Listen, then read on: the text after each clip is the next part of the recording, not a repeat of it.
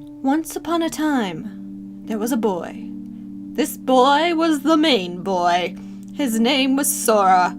Sora could never beat Riku at the obstacle course no matter how hard he tried, and Riku rubbed it in his face by selling the soul of the world for power or something. Then Mickey Mouse. Then stuff that doesn't matter happened. And then we meet Roxas, who looks like Sora, but more hip with the kids.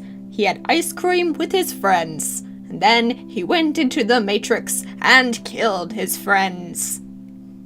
But before that, there was a guy named Ventus, who looked like Roxas, because his soul got quantum entangled with Sora's baby soul, because he was dying, and baby souls do that.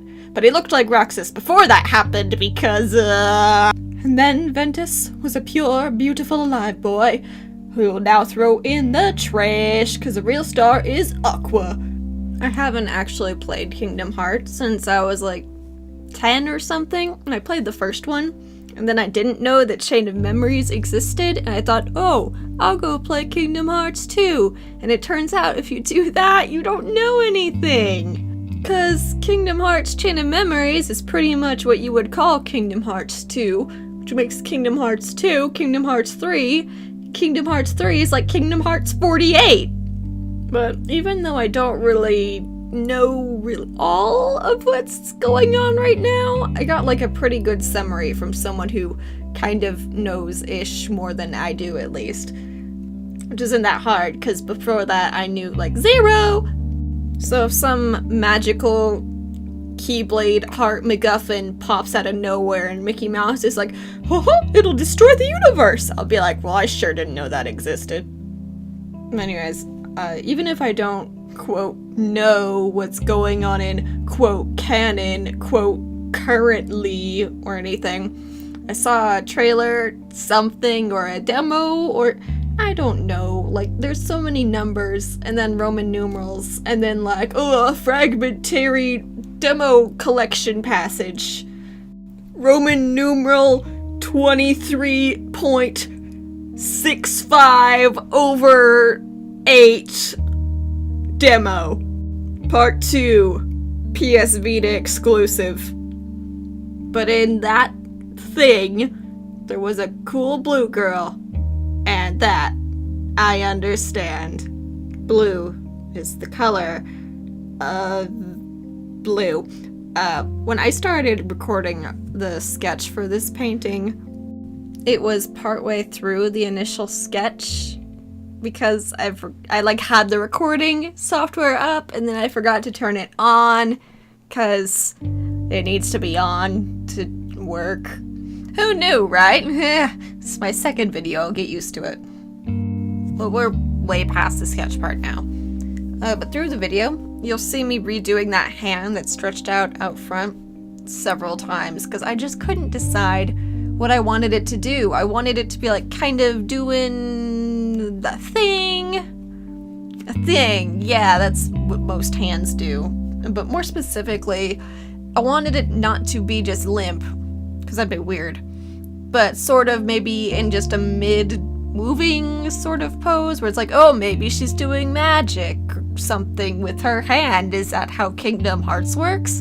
Who knows? But hands are sort of my enemy in art. There are just so many little intricate parts and you see them all the time because most people have hands. And it's just hard to make it seem just right, you know?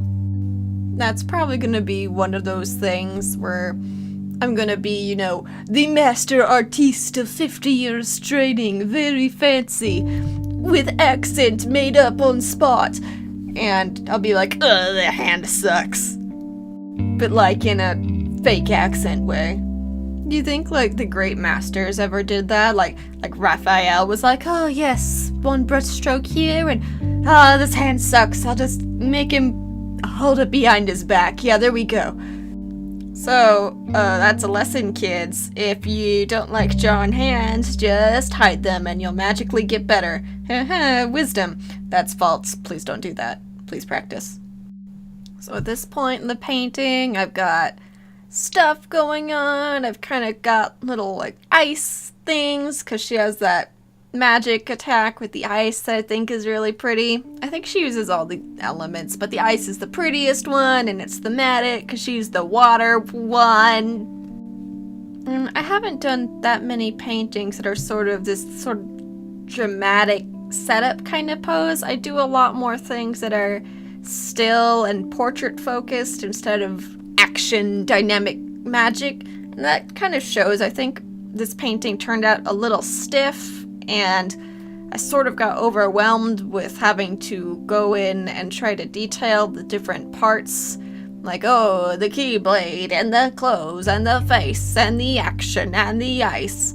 So I think that this was a good learning experience for me. And the next time I try to pull off something dynamic like this, hopefully it'll come more naturally to me and it'll have a more satisfying result. But the things that I should practice if I really want to like up my illustration chops are probably gesture, fundamentals, basics. It never hurts to go back and practice your gesture. But I think specifically that'll help me with my perceived feeling of, oh, it's stiff and silly and pose is lame. If you do good gesture, you won't feel stiff and silly and like your pose is lame. Now, don't get me wrong, this isn't like the worst thing I've ever painted. I have painted some crap sack stuff in my life. I think everyone who has ever tried to become a uberly artist has painted some real stinkers, because sucking at something is where you start. No one's good at it just starting off, unless it's like an inspirational movie about, wow, this kid was popped out of the womb and painted the Mona Lisa. I don't think there's a movie about that. But if you've seen a movie about a kid who pops out of the womb and paints the Mona Lisa, subscribe! Or you could do that because just want to see art. That's cool too.